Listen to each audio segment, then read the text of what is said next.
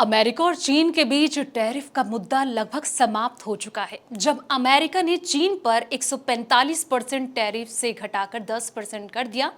इन बदले हुए हालात में चीन के बाजार में हालात बेहतर हो सकते हैं और एफआईआई एक बार फिर से चाइना मार्केट का रुख कर सकते हैं। क्या है पूरी कहानी, चलिए इस वीडियो के जरिए समझते हैं। नमस्कार, मैं हूं संध्या बिष्ट और आप देख रहे हैं द इकोनॉमिक टाइम्स हिंदी।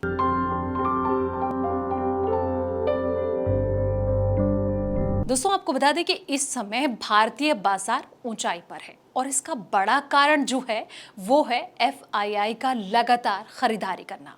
अप्रैल से अब तक लगभग $2 बिलियन के विदेशी संस्थागत निवेश के साथ भारतीय इक्विटी में बाढ़ आ गई है। लेकिन अब चीन के बाजार में आ रही जो अपॉर्चुनिटी है वो भारतीय बाजार में प्रॉफिट बुकिंग का कारण जो है वो बन सकती है। बता दें कि अमेरिका चीन टैरिफ वॉर में स्थगित स्क्रिप्ट को बदल सकता है। कम टैरिफ के कारण एफआईआई एक बार फिर चीन की बाहों में वापस जा सकता है। जी हां, सीएलएसए के विश्लेषज्ञों ने चेतावनी देते हुए कहा है कि चीन यूएस डील भारत के बाजारों के प्रति एफआईआई के जो आकर्षण है उसको कम कर सकती है। ये ग्लोबल टैरिफ वॉर की आशंकाओं को कम कर सकता है। ऐसे में आपको बता दें कि इन आशंकाओं में ग्रोथ ने भारत को एक बेहतर बाजार बना दिया है और भारत मार्च के बाद से दूसरा सबसे अच्छा प्रदर्शन करने वाला बाजार जो है वो बन गया है। हालांकि ये बदलाव कैपिटल फ्लो के अस्थायी फेरबदल की ओर से इशारा कर सकता है, लेकिन हर कोई चीन की वापसी की कहानी पर विश्वास जो है वो नहीं कर रहा।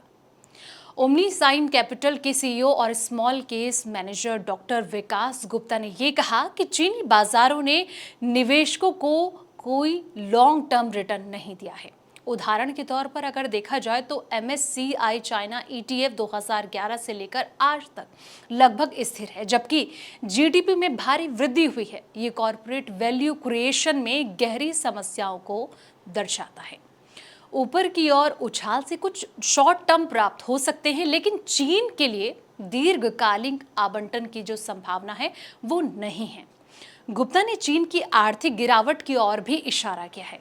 उनका ये कहना है कि एक फूला हुआ ऋण से जीडीपी अनुपात, काम करने की उम्र वाली आबादी में कमी और साथ ही कमजोर बैंक बैलेंस शीट ऐसे कारक जो टैरिफ के पिघलने के बाद भी एफआईआई को डराते रहेंगे।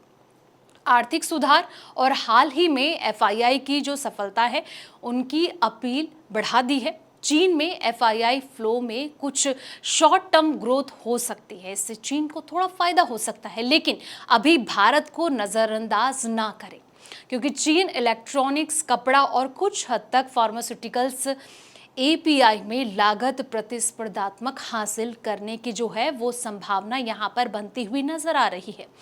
निरंतरता और इस ट्रेड डील जैसे बिजनेस चीन से दूसरे देशों में जाने की लागत जो है वो बढ़ाएंगे, जबकि इलेक्ट्रॉनिक्स विनिर्माण में भारत के कुछ बदलाव जो है वो हुआ है। भारत को प्रतिस्पर्धा बने रहने के लिए अपने प्रोडक्शन हो गया, सप्लाई चेन हो गया और साथ ही लॉजिस्टिक को फिर से तैयार करना होगा।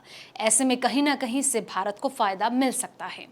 तो फिलहाल इस वीडियो में इतना ही। जानकारी भरे ऐसे ही तमाम वीडियोस के लिए आप देखते रहें द इकोनॉमिक टाइम्स हिंदी।